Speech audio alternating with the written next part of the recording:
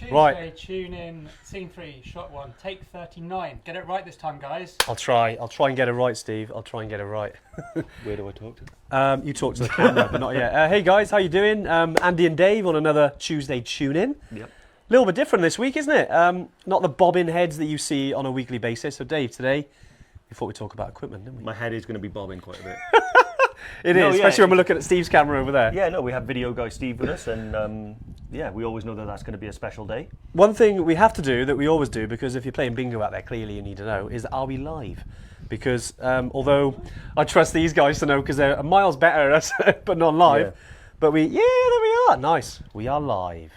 We are live, Dave. I can't see, I forgot my glasses. Looking good, looking good. So yeah, we're from the Evertrek HQ today, and we thought, especially after our training weekend a couple of weeks ago, where we had a little bit of a session around equipment. It's something we do on every training weekend, and we've got a little video for you guys today. We'll drop that in about halfway, so make sure you stick around for that. It's a really good video of the weekend that we did. You hear from some Evertrekkers. Yep.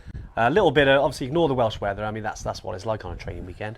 But yeah, so we came up with the idea of doing a little bit about equipment. So we thought we'd pack as if we're kind of literally going to Kilimanjaro or Everest Base Camp or even Mount Toubkal. So Dave's got his bag down there. We couldn't fit two on the table, could we? On the table, no. I mean, I have to have the fan here.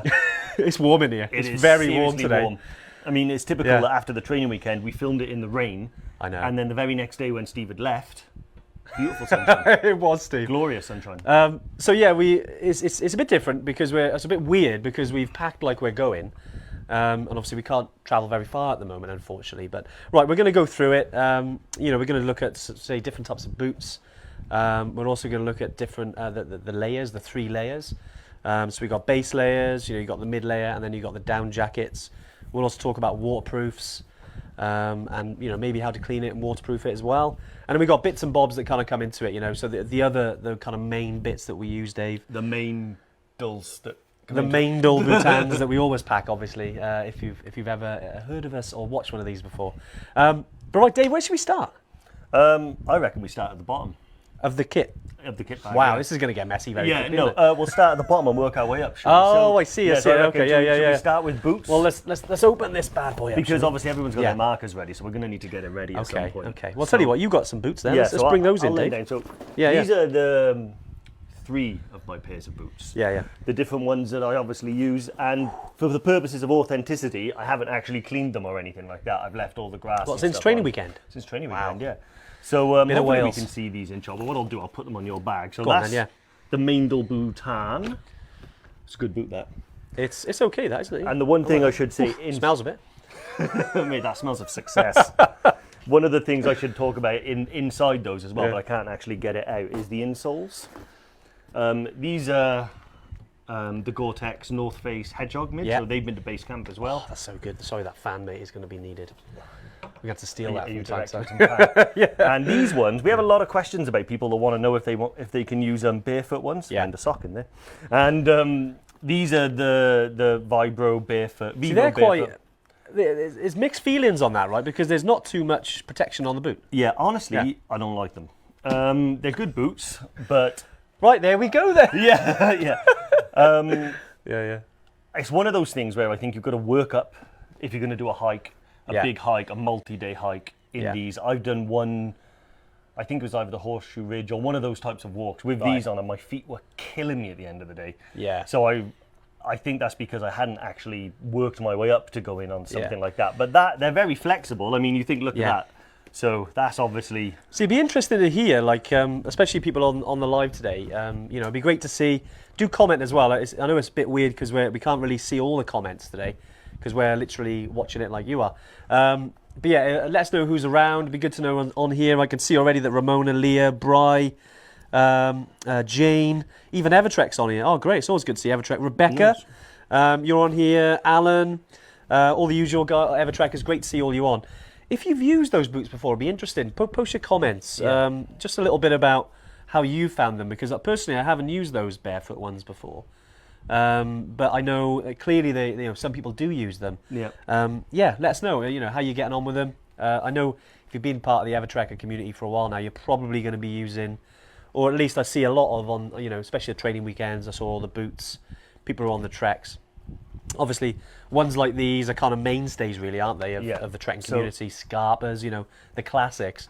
But it'd be interesting to hear about barefoot, wouldn't it? Yeah, exactly. I mean, to be honest, I wanted to like them because I really like the idea of strengthening your feet and not having any soreness. So Rebecca has put them in the bin. Put them in the bin, yeah. We got a bin? No, because honestly, do you know what they are? Someone will like them, They're Rebecca. festival boots.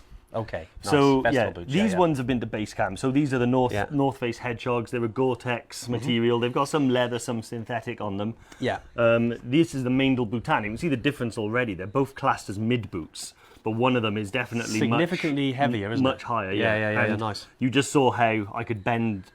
That's really stiff. Yeah. Inside as well is the, hold your nose, the Superfeet Trailblazer.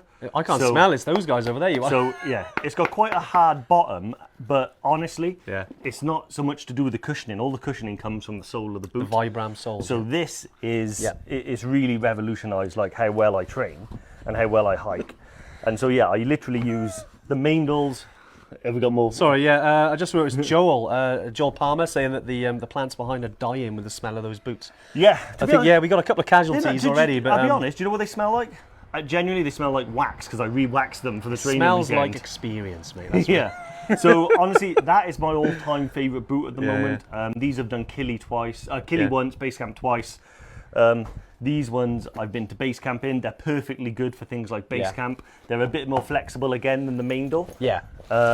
But in terms of just outright comfort and how my feet feel, I definitely prefer those. I'm going to pull these. Pull these out the bag. You're going to take it up a notch now. Yeah, take it up a notch because, for Mick, who I hope's on the live. I haven't seen your name pop, Mick. Definitely drop us if you're in here, and anyone else that's doing any, high altitude climbing with us. So that could be Island Peak, Mera Peak. If you're looking at Aconcagua, I wish that would come unstuck. I'll try and get off now. There we go. Yeah. So these are actually really good. They're Scarpa. I think it's called Shamo. So that's CHAMOZ. Really, really good boots for any winter mountaineering that you're going to do, especially in the UK. If you're in Scotland, North Wales. If you're doing Tŵp Cal in winter, potentially these could be really good. Yeah. I'd say probably not. Because we haven't got all the boots today, but just thought it'd spark a conversation about it. Is that I'd probably go a little bit. You could probably get away with these on Island Peak or Mera Peak, Tŵp Cal in winter. If you're looking at Aconcagua, I'd probably say you need to step it up a little bit. Yeah. Because you're going to almost 7,000 meters.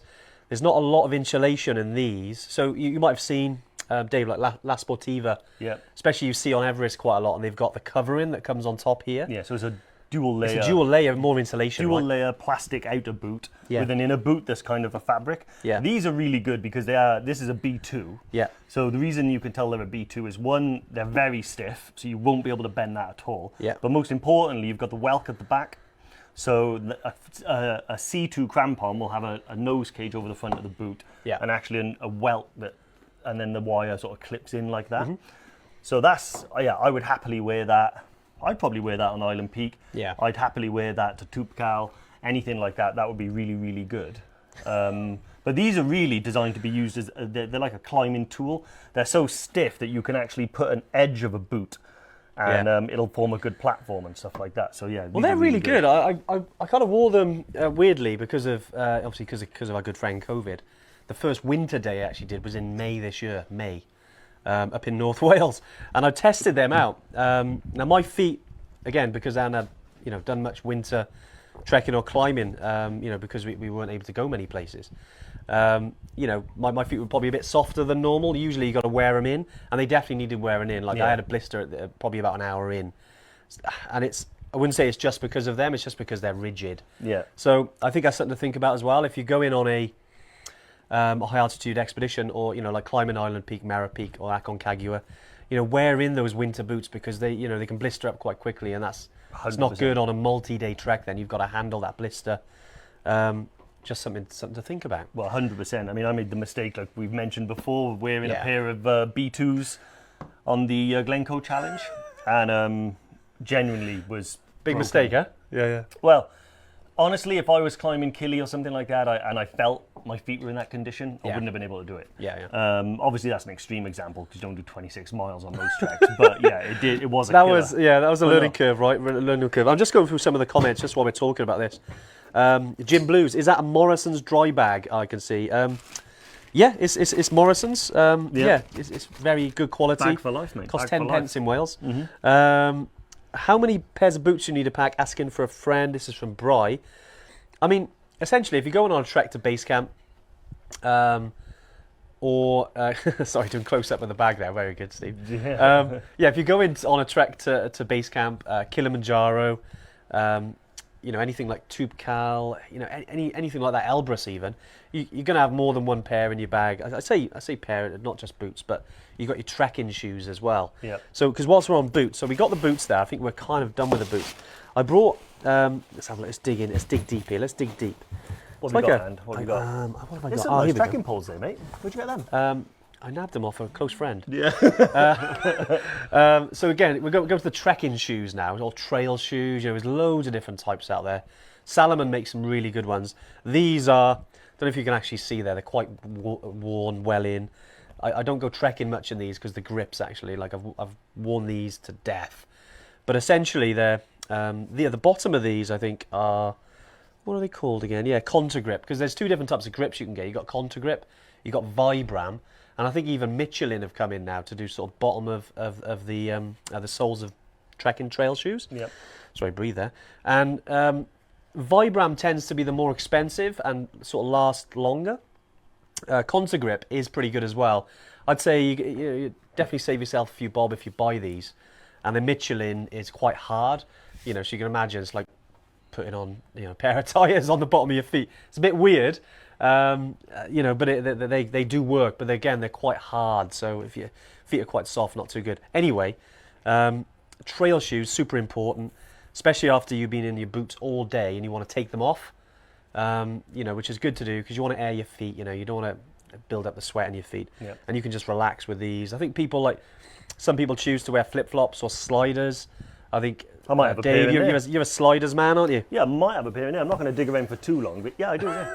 So Oh, you do have the sliders, nice. these are they're never too far away. These ones are really, really worn, Yeah. and they got chewed by a dog in Kathmandu. But yeah, they just live in that bag now. Brilliant. Wherever I go, they go. And I wore these around the campsite on Killy. I wear them in the lodge and stuff like that. Perfectly comfortable. The main reason I bought these over flip-flops is you put them on the floor by your bed, wake up in the night, you've got socks on. You don't want to have to put your boots on somewhere to to go to the go. toilet. Yeah. So you slide those in and then you can walk pretty safe. Honestly, it's something really simple, but that's why I think the value in doing stuff like this is obviously we're going to talk about things like sleeping bags, down jackets and raincoats and things like that. Yeah. But it's often those little tips that you learn from multiple experiences and multiple trips that then we can pass on to everyone else so they can take them on their first trip. Yeah. And it does make a big difference. Yeah, 100%. I'm just going, again, just going for the comments. Great to see lots of people on today as well, which is really good. Tina, bloody hell, have you got a director on site today? Yes, we have, Tina. Yes, Steve, the video guy. We've got, Steve, the video guy, and Zach as well. Zach, the video boy. The team are over there. Video boy. Terrible. It's like Radioactive Man and Fallout Boy, isn't it? So just kind of finish off the feet, if you like. So yeah, you got your boots, you got your trail shoes. Some people do choose to not even wear boots and they just do trail shoes. Now personally, and I think Dave, you're probably the same as me. You prefer the extra level of protection that you get with a boot. I do, Ramona. Yeah. I prefer the boots; they're much better than trail shoes. Ramona, going to base camp, who's definitely on the comments, I can see. I think she probably got away with it and she said, "Don't tell me off." But yeah, she's worn trail shoes, and I've seen loads of people with trail shoes on Everest base camp trip, even Killy. It's not wrong, but you can just takes one little slip, right? So it's not wrong, and obviously if boots don't work for you, like use Ramona as an example of an Evertrekker. Yeah. I went with Ramona to Brecon to buy a pair of boots. We bought a pair, they seemed fine, and the next day again noticed little niggles. Sometimes, whether you're carrying an injury or the ergonomics of your own body are just weird. You just, not saying they are, Ramona, but you don't. But like poor Ramona, but you're getting her all today. But you just can't get on with boots. So does that mean you shouldn't go to Killy and you shouldn't go to ABC? No, use trail shoes and do the best you can with the trail shoes. Yeah, and 9 times out of 10 they're fine. What I'm saying is that if you are able to wear boots, there are comfortable pairs out there that most people can get to fit. Yeah, and it's marginal benefits, but those margins can be razor thin. So, Andy, you rolled an ankle in Scotland one time. If that was to happen on the way to Gorikshep and you hurt your leg, You'd be gutted. You really would. Like, yeah. And so, yeah, that's you why just don't want to have that in the back of your mind, I think, because you roll an ankle and it's game over, and it's like, what happens if I did have that protection, Yeah. Just a bit of peace of mind, I think, and on a professional level, and hopefully, and everyone, we're all adults, we can all make our own decisions, but, our advice would be on any of our trips is to bring that and wear those boots. Yeah. Just because you're not taking any risks then, or at least minimising the risks to your body, because sometimes when you're enjoying the views, you forget about where you're placing your feet, and you can roll it, and I've done it walking the dog in a woodland, like literally 5 minutes from my house. It can happen anywhere. So we always suggest that, but obviously a little bit of a caveat. You guys obviously wear what you want. This is just a recommendation for us. I know Jerome will anyway. He's got just seen Jerome in the comments there. I've seen people on Kilimanjaro walking with their eyes closed. I don't know who that was. Yeah, I don't know who that was. But imagine tripping over something like that, so it can be easily done. And again, it's just about those little minor changes. Yeah. So I think, I don't know if I've got a pair. Merino wool socks are brilliant. Well, yeah, I was going to say, because I've packed quite a lot, literally, as if we're going. You have gone like pretty... Well, this is pretty epic. I mean, I did pack, this is off the back of the training weekend. I'm actually not sure if we got the socks. But yeah, when it comes to obviously insulating your feet whilst wearing a pair of boots, we're going to some cold temperatures here, especially if you're on a 6,000 metre peak or you're trekking in sort of the colder parts of the year. So say Everest Base Camp, you're trekking in maybe March or even November, maybe into December. It's going to get pretty cold. So, you want decent socks, merino wool. You want to be taking sort of maybe 4 or 5 pairs with you, just so you can change it up every couple of days. I mean, some people take one for every day. I mean, on a multi-day trek, if you're out for 2 weeks, it's great to have, underwear and socks. But because of where you are, you want to try and keep and trying to keep the weight down. Yeah. That's maybe something that you can maybe like literally, okay, instead of taking one for each day, I'll just take like 7. And I know that's a bit weird to some people, but everyone's in the same boat. You're not going to be the only ones to smell. But if you get a good rotation going, so you have 7 pairs, you're on a 11-day trip. That's a new pair every day, and then on the 8th day you go back to day 1's pair, by which time they've had a chance to air out and stuff like that. And if you do buy the merino stuff, quite often it's like antimicrobial. It stays fresher for longer. This doesn't retain sort of horrible smells and things. So it just makes you feel like you're putting on something that's not completely disgusting. I would say cotton, leave it at home or in the bag, like any sort of normal cotton, boxers or whatever you buy that you'd wear day to day. Yeah, they get wet and they stay wet. And chafe as well. You can get chafing with cotton underwear. I mean, I've made the mistake myself going out and you get a bit. It's a wet day, and next thing you know, it's kind of cutting into your butts, and it's not good.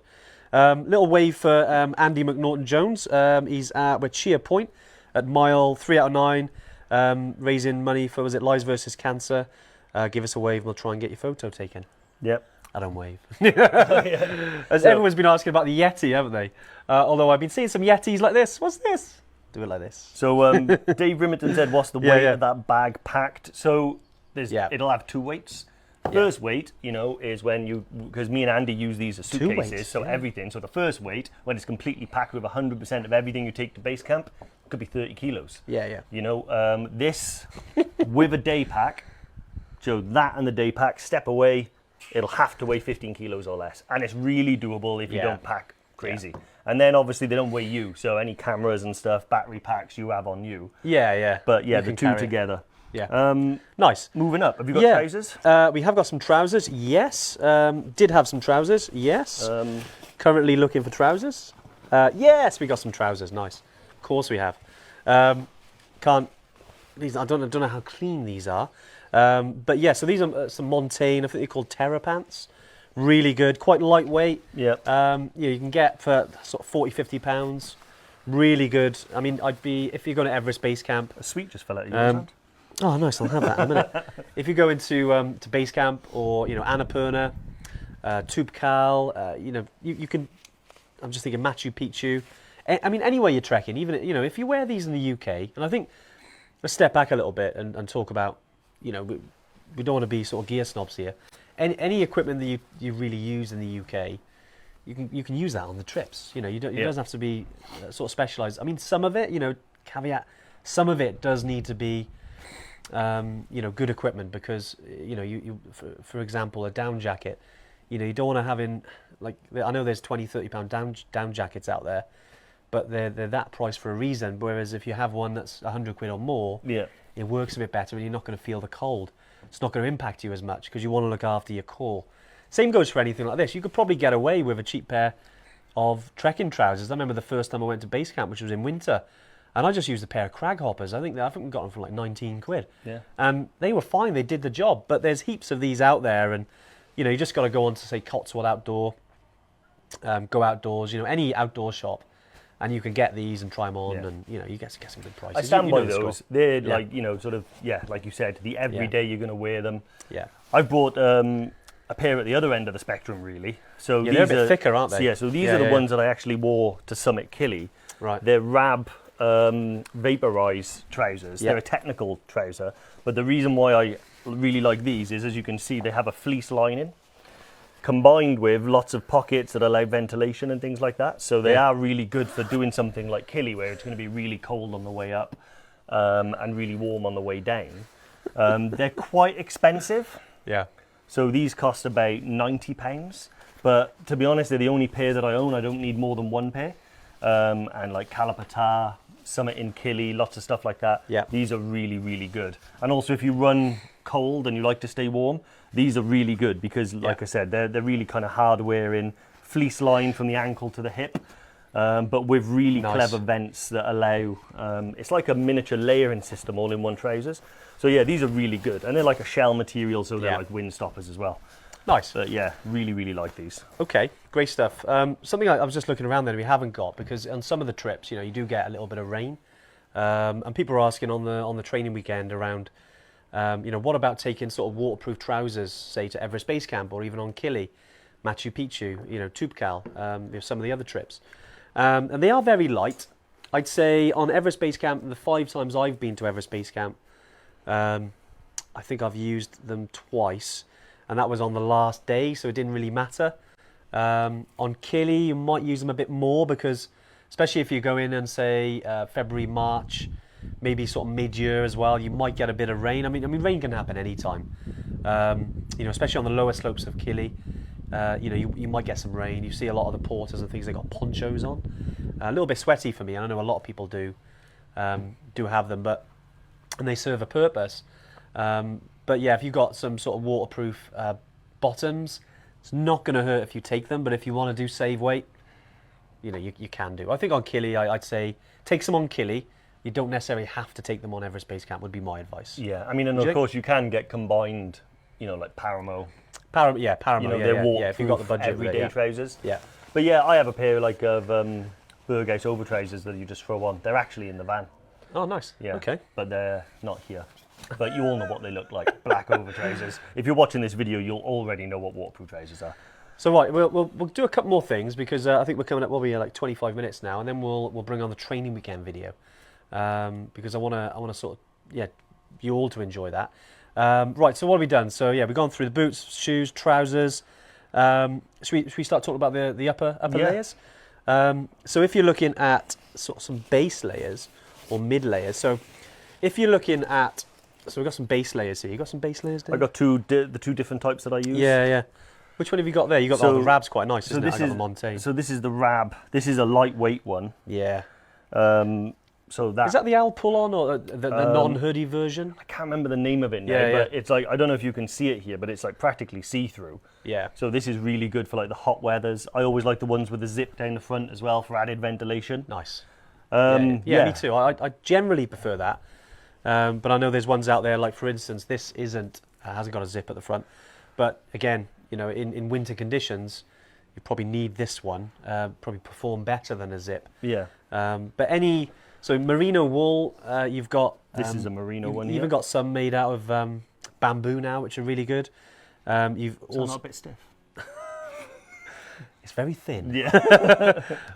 And you've also got like an icebreaker as well, which I know is quite expensive base layer, but they're really good. Yeah. I know we've got a couple of icebreakers we use ourselves, only in cold conditions, because they do insulate really well. Yeah. But base layer is a really important part of the layering system.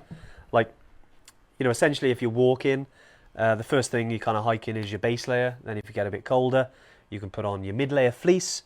And if you get colder again, you can put on a jacket, and that could be your waterproof jacket. Some people like to hike in that, or even your down jacket. Although, I don't know about anyone on the live in terms of hiking in down jackets. I don't really recommend it because you do build up sweat, but there's times where it's so cold that you'll have to hike in down jackets, you know? Yeah. On Killies like that in the summit, wasn't it? Handful of times, Yeah. But most of the time, I think if you've got your layering right, you should never really come down to one item of clothing. So you shouldn't be, you know, you should have the base layer on. If you know it's cold, that's going to be an insulative one. Then you've got the mid layer. Andy, have you got a couple of mid layers? Because I have, I got some mid layers. I got a couple of, so this is the Montane Viper hoodie. So I think this is one of our branded ones. No, this isn't actually. So yeah, this is the Montane Viper hoodie.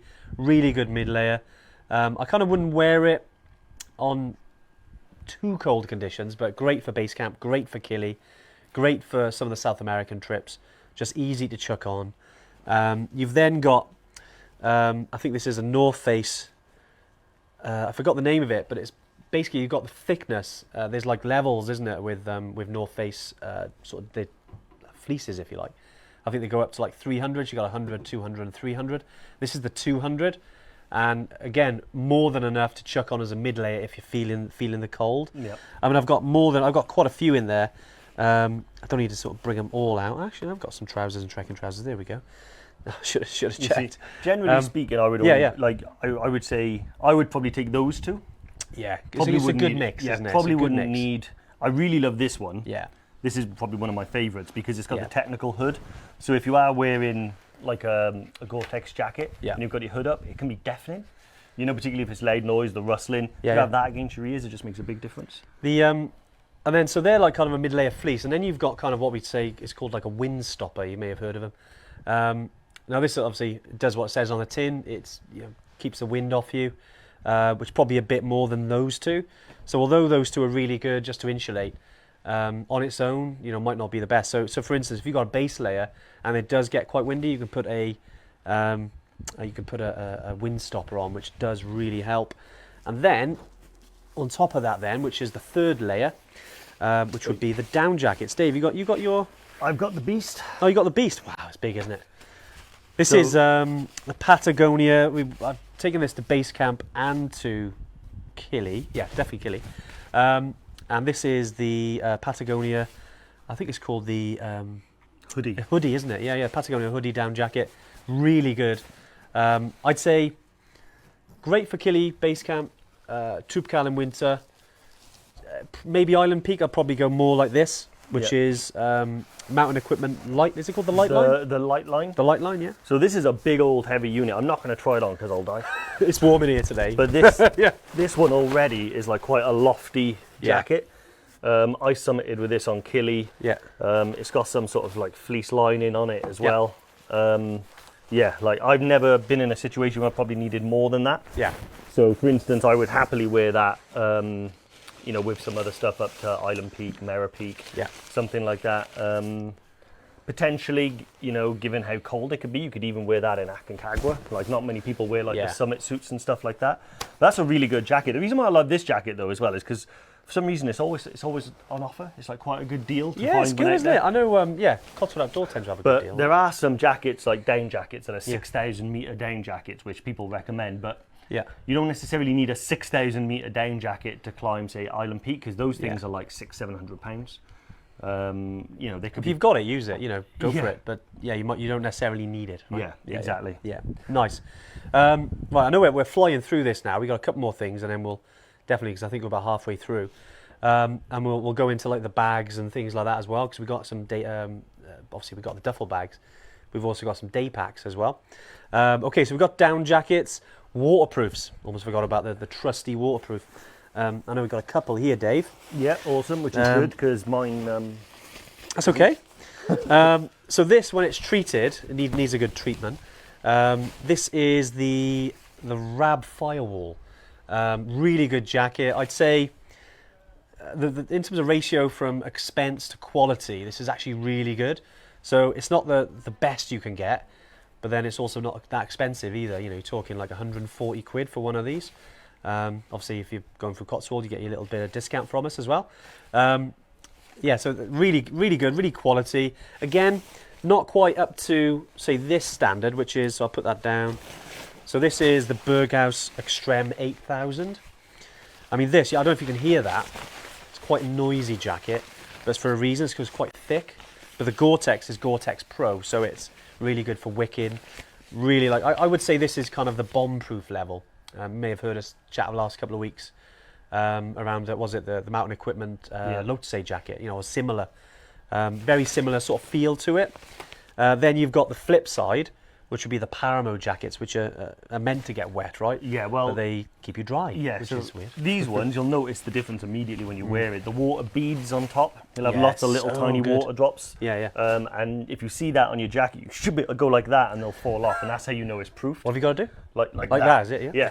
The Paramo will look like it's soaked through. Love it. But it's a different type of science behind it, so it just stays nice. Right. Where are we up to now? We're up to, I'll tell you what, we're talking a little bit about the head. The head? Yeah, the head and the neck, because a big part of, obviously, so we've gone with a lot of layers here, a lot of equipment. Basically looking after your core, and a lot where you lose, here we go, and as if by magic. You need to look after your core, so you need to protect here, this kind of area, and obviously your head, because you lose a lot of heat for your head. So, yeah, you've got, Dave, what have you got there? You got the buffs. So... where's the Evertrek buffs? Yeah, I haven't got one. I haven't got one. So, but what that's all right. Go. Yeah. So just yeah. Steve, is it possible for you to like superimpose an Evertrek one over this? Right now. Yeah, right now. Yeah. Well, the prayer flags during are quite live nice. TV. Just don't watch it. Yeah. So so looking after your head and stuff like that. So generally speaking, I'll have at least 2 buffs with me all the time. Yeah. One of them will be this one. I've had this one 12 years. Yeah. As you can see, it's got like the polar stuff like that on it. This is the polar buff. Yeah, because it has a little bit of a fleece lining, yeah, right? so this Not has just a fleece lining. Yeah. A lot of people, weirdly, right, I put this on back to front. So you put it on that way, you know, so it goes over your head.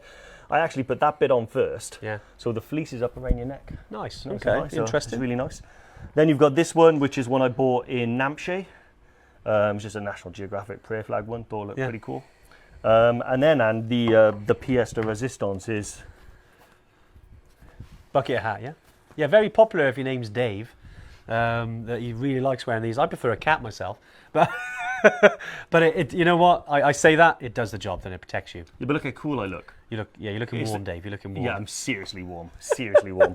But yeah, so there's that there, which I always bring one because, and people laugh.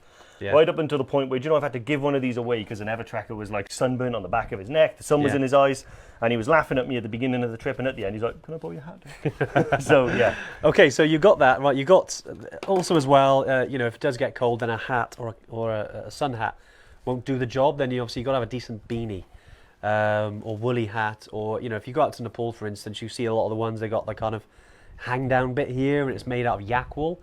I got one of those, not here, I think it's back of the house, but absolutely brilliant. Also a great souvenir as well. But yeah, very important, guys, to look after this kind of area because you don't want to be getting any colds or, bad cough. It's hard enough as it is. Yeah. You can imagine when you get a bit ill then, it makes it, twice as hard. So yeah, all this is basically built to try and, look after yourself really. A bit of self-care goes a long way on a trek. Yeah. And go on, Dave. Yeah. Sunglasses that I never ever leave without. So these are great. Shadies? These are the should have done Men in Black then. Yeah. These are the Jublo Chameleons. I pretty much only wear them when I'm going to high altitude. They normally have a little side bit there that protects the sun. They've got little vents here so they don't mist up. They're some type of reactive lens, so they will kind of get subtly darker when the sun. But the most important thing about these is that they're UV protected. They are expensive. Now, I bought these and they were worth the investment because I go away a lot and I wanted a pair that'll do the job and do the job for as long as I don't lose them. But as long as you get a pair that has good UV protection, and I've seen those in car garages, they'll do you for one trip if that's what your intended use is. Again, it's not about buying the most expensive thing you can buy. It is worth investing in if you know you're going to use them a lot. Otherwise, any sort of glasses that offer UV protection, because particularly sunrise on Killy, I mean, when we were there and the sun immediately went away again, but if the sun hits the glacier and it reflects back up... It's bloody bright, isn't it? Yeah. And you're like, where's my shades? That's a funny thing, actually. We should put this to the guys. We were having a discussion yesterday in the office. I say glacier. Some people say glacier. And I say glacier. And then Ali says glacier. Yeah. So 3 different times. Yeah. Okay, 3 different ways. So is it Who's Dave, up? Andy, or Ali? So glacier, glacier, or glacier? Yeah. Not sure what. Steve, what do you say, Steve? Grazie. Grazia. Were you from Italy? Can we Or edit? Sweden? Is it possible Steve can edit himself out? Or do we have to... Right, guys. Right, we're about halfway. So I think what we'll do now, we'll put on a little video. It's only a couple of minutes long, just on the training weekend. Hope you enjoy it, and then we'll come back afterwards. We'll get into the questions because we've had heaps of questions. Yep. If you have got any questions as well, even about the training weekend, do drop them in the comments. That's what we're here for. But yeah, Steve, over to you, mate. Yep.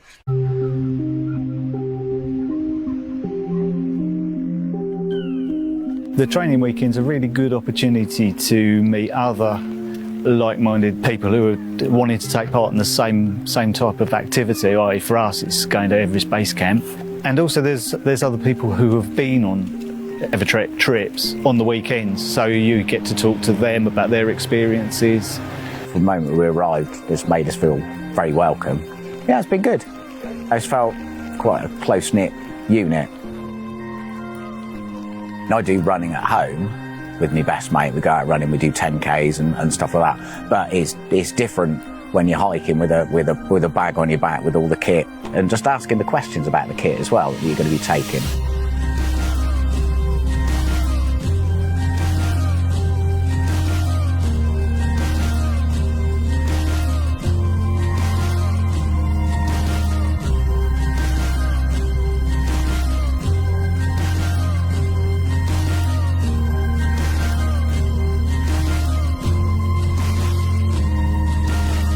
You can actually interact directly with the owner of the company. Or there's very few companies where you can actually do that and where they treat you as a mate.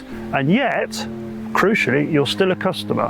Here you have this great one-to-one rapport with Andy and with Dave. And it's very much a gathering of minds and fantastic for finding out what to expect. I very much get the feeling that they are deeply committed to providing the ideal adventure for you. I hesitate, I nearly said a holiday. No, it's not a holiday, it's an adventure. They are dealing with your dreams and your ambitions, your bucket list. They want to make that happen for you. They want it to happen in the best possible conditions. The guys from Evertrek are best in the business, and their experience and their approachability, I think, is really, really excellent. Well, that was an amazing weekend. Very good, So Dave. Very good. I wanted to Wow, go that's Ron so Jeremy. cheesy. Was that Yeah. Ron Jeremy? That was you know when they come back Oh, on yeah, Anchorman, yeah, yeah. you know, and they come back. Brilliant. What you didn't hear was me and Andy going, "Are we still off mic? Are we live yet? No, great. Cheers, Steve. No, I hope you really enjoyed that.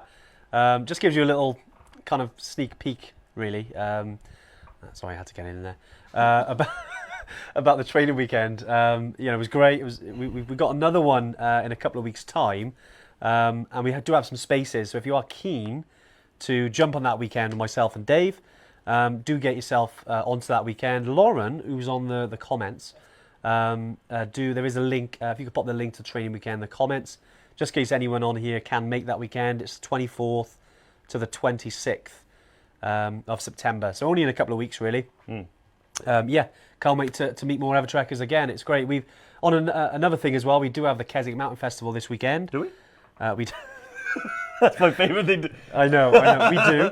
And look, it'd be great to obviously see Evertrekkers as well, because if you can't make the training weekend, or because I know it's mad we can't travel right now, but in the UK we can try and do a few things, right? Yeah. And if you want to come to Keswick, I think we're at Trade Stand 0, number 7.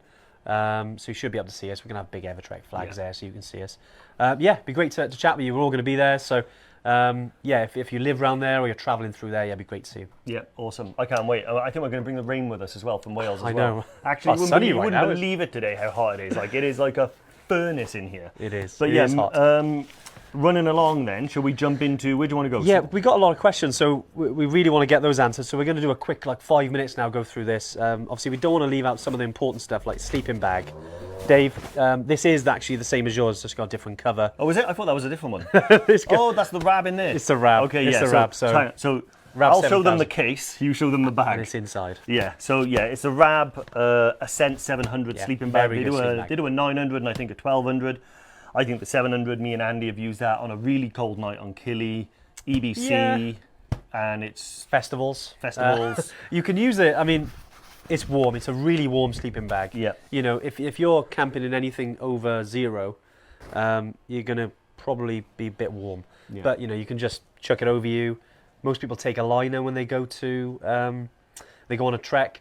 So yeah, just something that to think about when it comes to sleeping bags. Or you can use one of our rental sleeping bags if you don't want to buy them, because you know they're not cheap.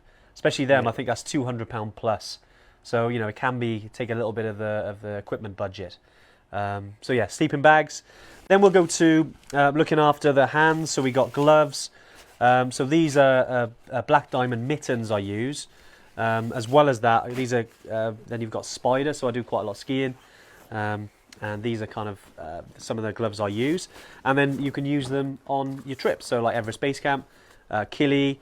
Obviously, if you're on any of the peaks, like 6,000 meter peaks, Yep. these are going to be very, very valuable. Again, not for everyone. Some people don't like wearing mittens. They prefer having all their digits out like this. Yep. So you've got a glove. Personal preference, really. But, you know, I'd say if you go in, again, at the colder times of year, or if you're someone that's maybe got Raynaud's or you feel the cold, then, you know, you really need to make sure you have these as well as, Dave, Yeah. probably So a thinner layer. It glove, goes. right? It's funny, like, because you have two people, and this is why we love doing these and showing you a variation of kits, because people do pack differently. Yeah. Those the mittens are I seriously. have got it. Yeah, you've Yes. got- These ones, they're liners. Technically, they're black diamond liners. Bit You warm can for that. use your phone screen with them. So I'll pretty much have these on most days when I'm at high altitude, if it's cold, because they just take enough to take the bite out of your hands. These I really love. So in there is a pair of gloves. You're gonna really. It's not get too warm. bad, actually. It's pretty good because it's yak wool Yeah. and the yaks run hot, like Dave. So these are brilliant. So these are like little. These are the Prima Loft Yeah. Montane gloves. I wore them to Summit Killy. They fit quite tight. You can use your phone in them, and they're like little down jackets for your hands. Nice. I didn't even need a liner with them when I was on Killy. They were really, really good. So I highly recommend these. The reason I love them the most, though, is because they do pack down into this tiny, tiny little thing. It doesn't look like they will. Saves a lot of space, doesn't it? Yeah, but Yeah, nice. So for instance, that's all the gloves that I took on one of my EBC trips. Yeah. And it took up no space and no weight at all. Okay. However, like Andy said, and I think I recommended it to someone on the training weekend, if you suffer from really cold hands, those mittens They're really good, are aren't they? unbeatable, really. Yeah. You have a little less dexterity, but they are seriously amazing. So yeah, fastly moving on to, so you got the sleeping bag, you got the gloves, so you got different levels of gloves there. Then you've got underneath the sleeping bag, especially if you're in Killy or you're on a 6,000 meter peak, or plus like Aconcagua, you're going to need sort of a ground mat. On Killy, you do get one already, but because of the they're quite thin. So sometimes people want to bring their own. I mean, to be honest, most people didn't, and they used the ones on Killy. Same with Island Peak. But if you use these, I think they're called, is it Thermarest? Yours is mate and equipment by the looks of it. No, that's just a little one. This Oh, is is it? It's the Thermarest Oh cover. yeah, So this is the Thermarest. Neo Air X Therm. It is a bit warm. Neo Air X Therm. Nice. Again, that weighs nothing. It weighs less than a bottle of Coke. Yeah. And it packs down really small into that. Yeah. And the amazing thing is that the technology that goes into it and how those little air pockets and stuff, they really do keep the cold So from your valuable. body. And that Yeah. weighs like nothing. It's that big. Yeah. Put it in the bag. Job done. Right, Dave. Right, so we've gone. Okay, so on the head, let's talk a few of the bitty things, but we've got to talk bags first because I know I think a few questions are coming around bags. Your bags. The day pack. Now there's a lot of different makes out there. Osprey, Low Alpine, Deuter. There's loads. And it's personal preference. When you're talking about what size you need, if you're going to Everest Base Camp, anything from say 20 to 35 litre is going to be fine. Same with Killy. I mean, same with majority of the treks. I'd say if you go into Patagonia ice fields, because you're going to have to carry most of your gear, probably going to need a 65 up, more like a backpacker, if you like. just to carry a lot of your gear, because obviously you've got to carry most of it. Yeah, Dave, what bags you got there? You got low alpine. So you've got the this is the Osprey Talon 44. So that's a beast. But I always carry a bit more Yeah. than most. But just as an example, I mean, because some people do like to carry, because you've got your water bladder as well. Whilst we're talking about bags, you can put something like this in, which is your little water bladder. I'll put that down. So essentially that goes in. If you've done any hiking in the UK, you've probably seen or used these already. But yeah, that basically sits in your bag. That comes out over your shoulder, and then every time you stop or whatever you need to drink, you can obviously drink. Yep. Just hydration's super important at altitude, and good to have on the go, as well as your water bowl. Yep. The other end of the spectrum, well, not the other end of the spectrum really, but I tend to carry a smaller bag than Andy. Yeah. So I like mine to be around 25 litres, that sort of thing. These are the two main ones that I use. This one was my Kilimanjaro one. Yeah. This is the Osprey Stratos 26 litre. 3 litres of that 26 are actually water bladder space. Yeah. Find that's really good. Another bag that I really like, and I've used this on EBC a few times, is my my Low Alpine Air Zone Z Duo. Yeah. This is really good. I love Low Alpines because they always have these little hooks here that you can put the trekking poles into. One thing the bags that I tend to look for, so you can buy Low Alpines, and they have like the string attachments here. And that's generally more of a technical backpack that people use for climbing, so they can store their helmet and stuff. Yeah. When you're talking about trekking, if you look, there was generally backpacks that are designed for that purpose, and rather than having the string, because you don't need to carry a helmet, they have these handy little pouches and stuff like that, so you can stuff stuff in. And it's a little difference between the trekking backpacks and the climbing backpacks. I see a lot of the ones with the strings. I actually own one. But I tend to use these because you can pack that full of snacks and stuff like that, and also it's really handy because you can just say to someone, Andy, grab me a sandwich, and you'll rip that out. You got a sandwich in it? Well, really sandwiches. Sweet snacks, sweet anything snacks, you need. that type of thing. Yeah. Energy gel, yeah, great stuff. So with day packs, just to go over it really. Personal preference. I say I prefer one that's a little bit bigger because maybe I got my my SLR camera. If any of you camera club out there. You want to carry a bit more. Maybe you've got a couple of lenses people do take, but just be wary that, especially at altitude, you don't want to be making your bag heavier than it needs to be, because it's already hard as it is. Lean on the support that's available, especially these bags, the duffel bags. I mean, this is 120 litre. You'd say anything from say 80 to 120 is what you need on it. Majority of our trips. But this is where you want to be storing majority of your heavy stuff. And then, the day pack is just stuff that you need. It does what it says on the tin for the day. Your water, your snacks, warm pair of gloves, maybe a rain jacket. You just don't want to put too much in there unless you're a crazy person like me sometimes. Right, trekking poles. Dave, this is yours. I forgot how you actually make it rigid. So, so this is because this is yours. Yeah, that breaks down a bit. That's for another story, and that's. So this one, I really like these. Yeah. Again, you don't have to spend these are carbon poles. They're quite expensive. Yeah. I have bought cheaper aluminium ones. They last a few trips, and then they might bend or something like that. It was worth me investing in these because if you use them a lot, this will last me years and years and years. Rather than buying cheap and buying twice. Now, what I love about these is they pack down that small. Some people just have a telescopic one, but that'll be about this big. Sorry, Ed. It's okay. But yeah, this one, super easy to use. So once it's done, you just push it together. Yeah. Got a little clip there, and you pull that out. That tensions it. Hey, there we go. And then you pull that there. Clearly it's not mine.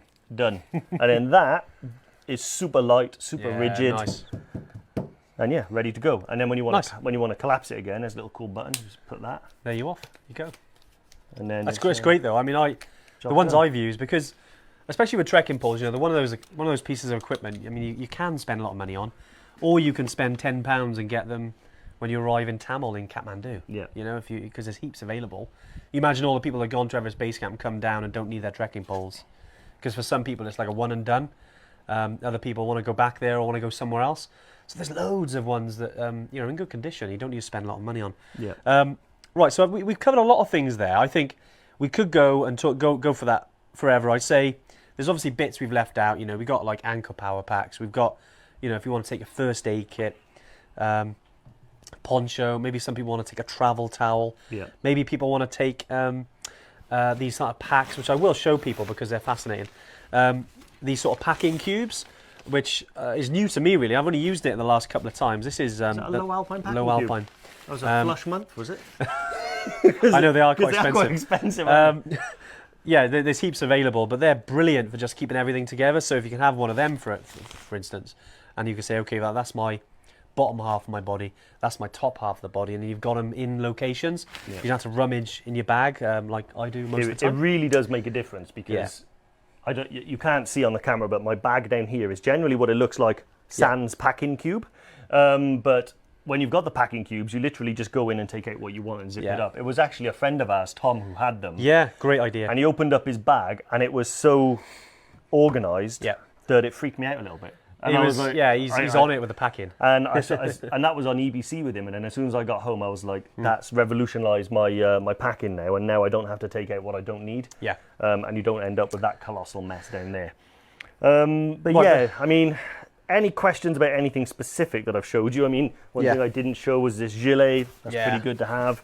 Power banks. I've got a little travel weigh-in kit for weighing your bag. Yeah, there's a lot of stuff, the nitty-bitty bits you can put in. Don't forget, if you want the full list, do basically download the Trekking Equipment Guide. Lauren, I think, if you can pop the link in the comments, it's kind of like a general trekking equipment list. It's quite comprehensive. There's a lot on there. If you want the more exact lists for your specific trip, then do drop us a message. And we can do it. But right, let's get into the questions because I know normally it's usually all Q&A. We want a little bit different today, but we hope it's been really useful. Just going through that and chatting about equipment, and obviously the training weekend as well. But Dave, right, let's get on to the questions. So Lauren sent us one. She sent me this last week, and it's Will Murray, for right? next week. Will Murray. So nice. Will Murray, how's it going, Will? Hey, Will. I did the EBC trip back in 2019, helicoptered back to Kathmandu with AMS. Are you likely to get it again if you tried EBC? Do you know what? It's one of those where it's uncertain, unless you have some sort of condition that predisposes you to suffering from things like AMS. Obviously, look, the extreme example would be like COPD. But I would say it's definitely the idea of EBC is definitely not over for you. You can go back and have a completely transformed experience. I'd love to have a chat with you and find out exactly how that trip went, because almost always if someone suffers like AMS, it's due to a number of factors, not just one. So hydration, most of the time it's this, isn't it? Yeah. I mean, not all the time, but most of the time. Exactly, we're talking about, all the usual mountain rules like fitness, nutrition, hydration, and also what medications you were taking. Like, did you take Diamox? Did you not? How were you taking it? There's so many different things we can do. Yeah. One example I give, and I give it quite a lot, is that in 2017, I went to Everest Base Camp with my dad. He didn't make Everest Base Camp. He got to Le Boucher and then turned back. Potentially a helicopter could have been on the cards, but he was still able to walk, so he just decided to turn around and walk back. And he drew the line in the sand and said, you know what, I didn't like the feeling of altitude. I felt unwell the whole time. I'm not going back. We went back in 2019 and he made EBC with a smile on his face. And he said that the trip was night and day compared to them. So you can have a completely different experience. I'd love, like I say, to have a chat with you, find out how that trip went and what exactly went wrong. And then we can perhaps make some changes for you and get you there the right way. Yeah, exactly. I mean, we in a way, we kind of like these stories. And Will, I know there's a lot of Evertrekkers who are on the live now. I know some of them have been or have had things happen to them. Some of them are altitude. Which is not nice, and then they're still planning on going to another trip, or they've gone back and then proved that they can actually do it. Because Dave's right, there's always, just because acclimatization is the same every time, essentially, isn't it, Dave? And you've got to go through the same acclimatization process. So it's when you're doing that. Sorry, I'm trying to make you laugh. You are, yeah. This is a Dave quote. Yeah. Go on, Dave. I stole your thunder. No, that's fine, mate. That was good. Yeah. That's a little sort of behind-the-scenes joke. We try and trip each other up by saying funny things. If you've watched Steve the Video Guy's Kilimanjaro, you are Steve the Video Guy now, by the way. If you watch his Kilimanjaro video, I make that exact statement. But I stand by it. Well, I suppose what I mean about it is that every time you go to altitude is different, because you've got to acclimatise. And that just because then you've suffered once doesn't mean you're going to suffer the next time. And it's the vice versa. Just because you've been okay once, don't become you know, what's the word? Complacent. Yeah, and you know, not do the things, the simple things you did the first time. Yeah. Because that'll put you in good stead then, and do the same things. Almost like having systems. Okay, drink enough water each day, go at a good pace, listen to my guide, try and have a good mindset and enjoy it, instead of letting those negative vibes creep in, because it can get you down and start worrying about the nitty gritty things. Yeah. And it's like the training before you go. You know, if you don't do the training, you can still get to EBC. Yeah. Just but makes it a lot easier, doesn't it? Yeah, if you do the training, it just makes it so much easier to get Definitely. there. Right, yeah, Andy, Ring of Fire. He's got high altitude boots, Scarpa Phantom 8000s. Wow. Offer and fitted, probably overkill. I'd say, you know what, Andy, yeah, I think we're talking about, obviously, in Ecuador. The volcanoes there certainly will, I mean, these will be fine. I'd say overkill, but then, I mean, obviously, it's up to you. You can have heaps of boots, but I think they'd work out fine, because you're still at high altitude. It's still cold on these peaks. Yeah. Especially on the glacier, and you've got your crampons on. If you're already worn in, you've already got them. They'll do the job. Yeah. I'd say obviously the trekking part, you know, definitely overkill for that. Yeah. But I'd say they're perfect for when you're on the mountains. Yeah. It's all the boot you'll ever need for climbing a mountain, to be fair. Yeah. Brilliant. Then we've got Tony. Hey guys, group of us booked in the end of October next year. EBC trek. Will I need to bring water purification tablets? So, Tony, no, you won't need to bring them. So we used to, when we first started, use water purification, and also as well, historically, you know, we'd buy bottled water at high altitude. A couple of years ago now, we started using water filters. So basically, it purifies the water instead of putting chlorine in it. Really good. It means you don't have to buy any bottled water. You don't have to drink the chlorinated water, which tastes a bit crap and can give you heartburn. But 100% you won't need them now, and it obviously save you a few bob, because you don't need to buy any bottled water. These water filters, you know, just taste a hell of a lot better. So yeah, you don't need to bring them.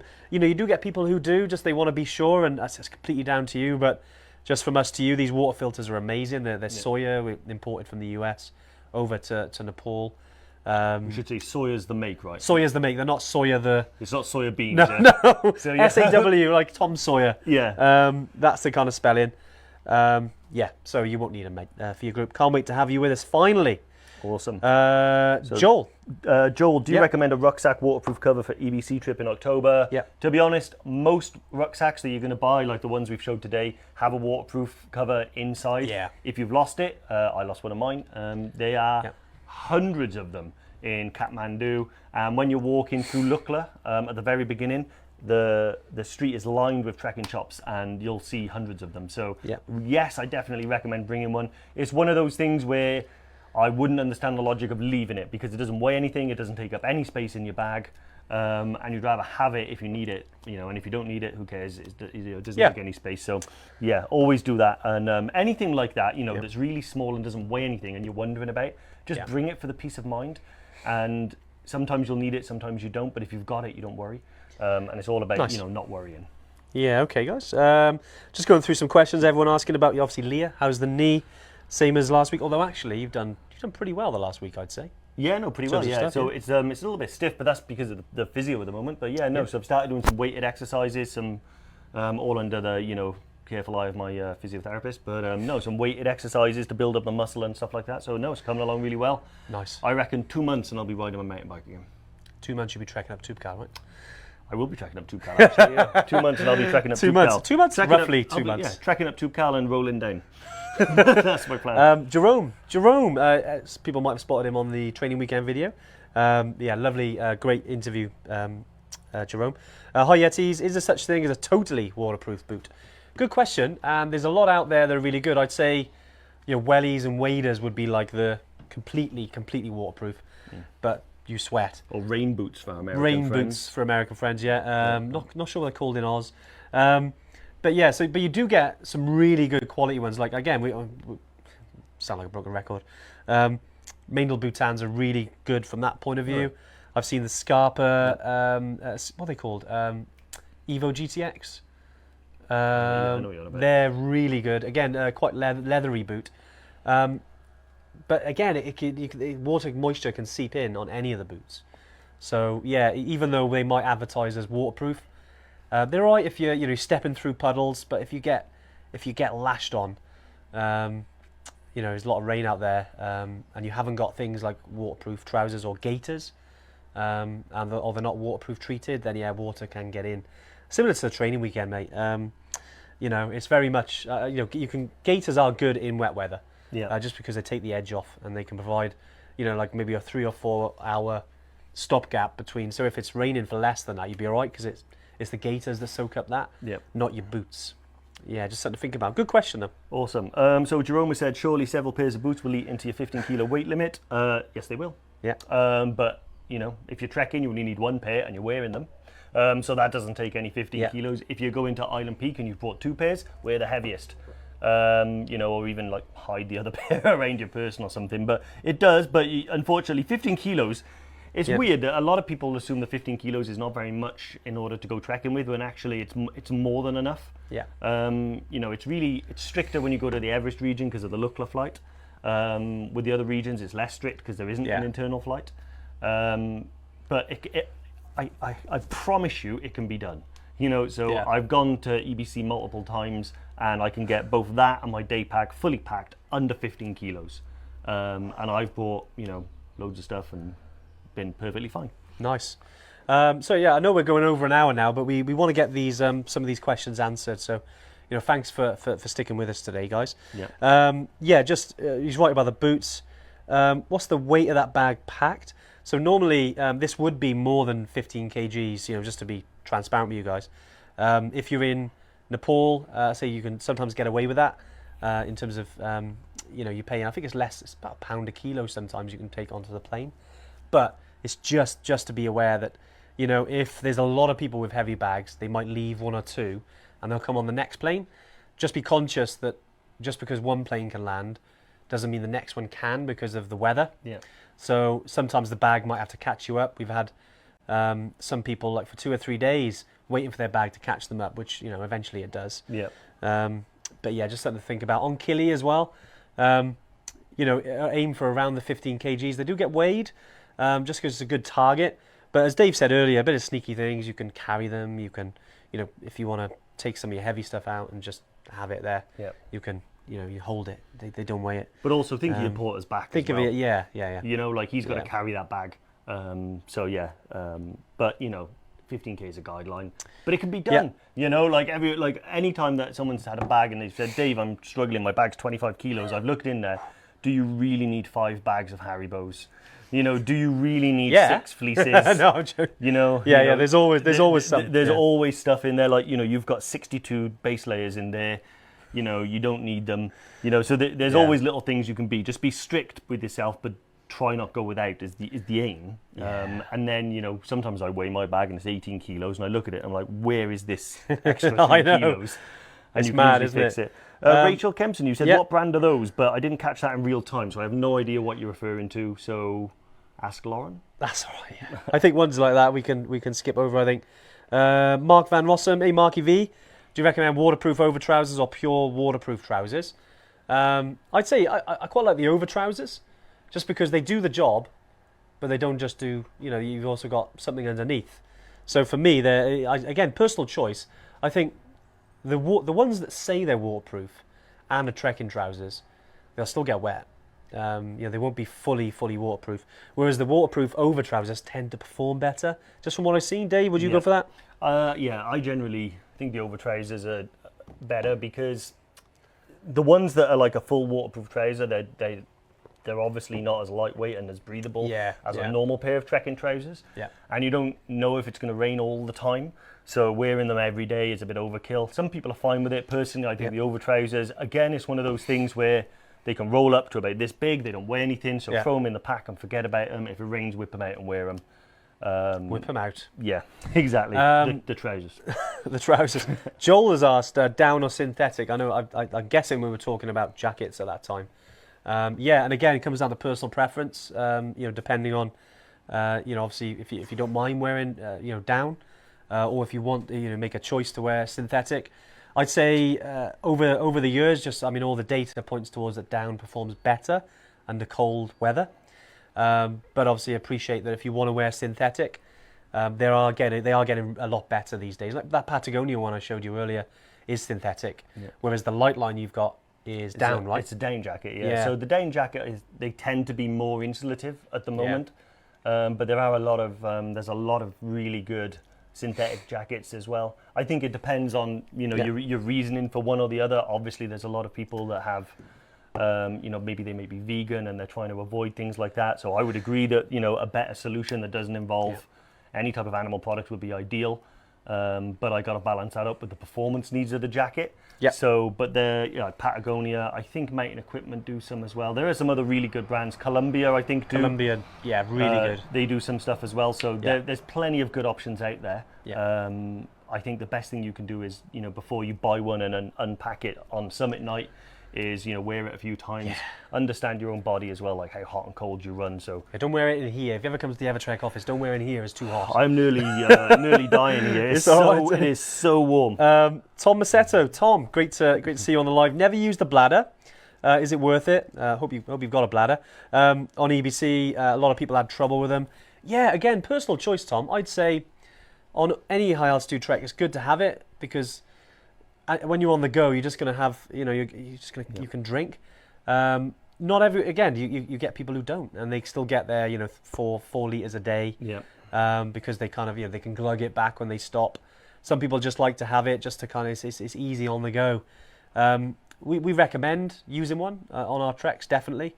Okay, you can have leaks with it. It can freeze if you've got, if it's the kind of bladder that you put on the outside. Some of them go in. Most of them don't freeze. Sometimes it's just the pipe. And again, now there's some bags that have coverings that go over it that stop it from freezing in really cold temperatures. So yeah, it's personal preference. I'd always say, take it, just because then it's an easier way to get your 4 liters of altitude. So you're again minimizing the chances of any altitude issues. Then. Hope that makes sense, mate. Yeah, I recommend that as well. Brilliant. So let's have a quick look. Joel Palmer. Joel Palmer. Duffel bag. There we go. I'll jump on it. It's, Joel Palmer, do we get a loan of those duffel bags for EBC, leaving suitcase in the hotel? With EBC, you don't get a loan, you get to keep them. So you'll have one with Evertrek on it, and you'll get to use that for the trek, and then it's yours, and then you can use your bag that you've brought, and you can keep them at the hotel. Just that the bags do get battered and dusty, and if you're going on some of the high passes, I've seen some of the porters literally like toboggan down on some people's bags. Look at the Evertrek bags. Just to be conscious of, because you're in in a remote region, things can get damaged or broken. And that's why we use our bags. But most of the time it's fine. It just does happen. But I'd say use one of ours, and they're good bags as well. I think they're 80 odd liters. Yep. Waterproof. They're really good duffel bags, and plus you got Evertrek on it, mate. So happy days. Yeah, awesome. Yep. So Matthew Edwards said, would you guys recommend energy gels? He tends to offer sweets, but we're good to know what others do to get that extra boost alongside a hip flask, of course. Mm-hmm. To be honest, I got no problem with energy gels. I think they're really good. I don't rely on them for all my nutrition. Yeah. But I do tend to use them if we have what we call in the cycling world. You might bonk. So basically, that's when you've exhausted your food in your body and you have like a sugar crash or something like that. It can easily happen, for instance, say when you're on your way up Kalapatar or summit in Kilimanjaro particularly, because you're not going to be eating a huge amount other than snacks and stuff like that, but sometimes they can just give you a really good boost. So I do always have them in the pack. They do make a big difference, and they do give you, it's not a long-term solution. Generally, if you look at the instructions on those gels, it says take one every half an hour once you've started, because they do spike you and then you have a drop, so you do need to maintain it once you start, or have something to eat along with it. But yeah, they can make a massive difference. My dad, first time we went to EBC, the time he turned back when we were walking to Lukla in the rain, he was walking so slow and he was so low on energy, he was just so tired. And I remembered I had the energy gel and I gave him 2, and he said they saved his life. He was like... Well, they're really good. They can spike you, can't they? Just like jolt you into action. They work really well. And again, what you said earlier, it's better to have it and not need it than... Need it and not have it. Yeah, exactly. So I'd say they're quite light as well. I used to take a few with me. Was it the SIS gels? Yeah. We've been in touch with them, see if we can get any discounts off them. We're still waiting back, but we'll let you guys know. Come because on, we need to tag SAS in it. Years SIS. I've been buying them. Just going through then. Well, power on, guys. Again, I know. Thanks for sticking with us. We've been going a bit longer today. Any head torch recommendations? It's from Jane. Tough Mudder says Black Diamond makes you not die, but tempted by a Petzl one. Yeah, so again, depends on budget. You've got Petzl. I think there's one called the Petzl Tika, which is our Tika. Is really good. I've got a couple of them myself. You've got Black Diamond. As long as they work and the battery life's good, like if you're talking Everest Base Camp, Jane, I was trying to work out what trip you're on. But if you're climbing Kalapatar, you'd be hiking in the dark for a couple of hours, so you need a head torch. Kili. There's my one. What's that? Is that Black Black Diamond? Diamond, yeah. So that's Nice. the one I've had. So the Black Diamond And that was one. on Kili, right? Use that on Summit Kili, Night? I've had Yeah. this a good few years. Yeah. The only thing I recommend is a battery one, or one that takes. Is that a chargeable one? You can put rechargeable batteries in Nice. it. Yeah, but yeah, if you only have one that's I bought a Petzl that was only a USB one, Yeah. and I didn't realise when I ordered it online, and obviously that's not great if you haven't got a power supply. So just having that and some spare batteries, that's really good. Petzl, really good. If it illuminates the floor in front of you, it's doing its job. Nice. Yeah, I think I've missed one of them, which was from Kia, actually. I think it was La Sportiva G5 Boots. Have you heard of the G5? Sounds familiar, pretty sure. Yeah, I are have. they I think overkill for Kili? Because thinking about it, I'm Kia. Just I'll tell you what. give it a little. I Talk know. to them really quick. Okay, I won't do that. G5. Well, I'll tell you what. I'll answer one of the other questions, which is about power banks. I think it's Duffel. Do you have any recommendations for power banks? Didn't really need them on EBC, but guessing with Kili, yes. So I did get one ready. This is an Anker power bank. This is quite a new one. Steve, little close up there. So these power banks really good. You do get they do charge. I think once fully charged, this does about 7 or 8 iPhone charges, just to put it into context. And they're brilliant. Dave, I know you should be on commission with Anker, the amount you talked about them, but you introduced these to me, Anker? didn't you? Actually, it was the other way around. Really, was it? You I can't introduced them to remember. me. The first time I saw them, Of course it me, was, you, yeah, yeah. and Billy did the bomber trek in Brecon. That's right. Yeah, and we yeah. went back to the pub. All our phones were dead, and you were like, There we go. so I was like, I forget. So yeah, it was you. Yeah, those G5s were overkill for Kilimanjaro. They are. Aren't they? Yeah, so they're like a C3 proper high altitude mountaineering boot. You don't need Wow, crampons. okay. So you want to be thinking more along the lines of, like we said, something like that would be Yeah. fine for Kilimanjaro. Yeah. It's not technically crampon compatible. You could put just a generic multi-fit crampon on there, Yeah. but it's not strictly a crampon boot, and that's a hiking boot, and that's what you want for Kilimanjaro. Yeah. You Nice. definitely don't need something more extreme than So these that. G5s then, so more for like Aconcagua. I would say Island Peak. Aconcagua, that Okay. type of thing. So you see, they're a double Yeah. Wow. Okay. insulated Yeah. boot. Beasts. Can you get the gels through customs? Yeah. They're not. We've got them. That's from Lee, by the way. Can you get gels through customs? Yeah, they're fine, aren't they? We've never Yeah, had any you issues just in the sew bag. them into your jacket, secret compartments on your. Don't do that. Brilliant. Or you can buy the white powder to make your own gels. You know, it's like the glucose stuff. So you can buy that. And Jane asked a good question about the weight of duffel bags, our Evertrek ones. I haven't got the exact weight of just the bag, maybe but they're quite maybe lightweight. a kilo and a half. If that. Maybe a little bit less on its own. Do you know what? I get asked that quite a lot when people say, "How much does I a know, we sleeping need bag a- weigh?" And I'm often like, Yeah, because there's so many variables, and I've never just weighed just the bag. It's always got stuff in it. But good question, Jane. What I'll do actually, I'll get the bag. Not now, but I'll get it separately, and I'll let you know, Jane, because I want to know exactly what they are. So yeah, it's good to know where you start, right? awesome. Right, I tell you what, we've gone through loads there. I think that's enough for today. If we've missed any, Yeah. Lauren can forward them to us, and we Yeah. can catch them next week on Definitely. next week's one. Lauren's looking over. I think she just frowned at me. Hi, Lauren. No, guys, look, it's been great today. We hope it's been really useful talking about equipment. Just to reiterate about the training weekend, if you really do want to join us, do book in. Again, Lauren, post the links to the training weekend in the comments. It'd be great to meet you. If you can't make that, no worries. We'll see you at the Keswick Mountain Festival. Yep. And obviously, if you can't make either of those, we'll be back next week with another Tuesday tune-in. But Dave, any final thoughts? It's so hot in here. I was going to say, literally the sweat. It's like you're just climbing the summit. It is so hot. But no, that was great. Hopefully you guys have found that useful. Yeah. I think we like to do a deep dive in equipment every once in a while. It's always fun to get our bags packed when we can't go anywhere particularly. I know. It's typical. It took 2 hours to pack that. So yeah, and obviously any questions, if anybody wants to know about any brands, anything like that, any recommendations, then I never get bored talking about this subject, so drop us an email. Yeah, great stuff. All right. Well, look, guys, thanks for joining us. Been great. Well, it's been a bit different, isn't it? We hope it's really been useful. We're going to try and do sort of one like this, going forward once a month if we can. It'd be great. With Steve, the video guy. With Steve, the video guy. But great, yeah, it's been fantastic. And we'll see you next Tuesday. See ya. Bye.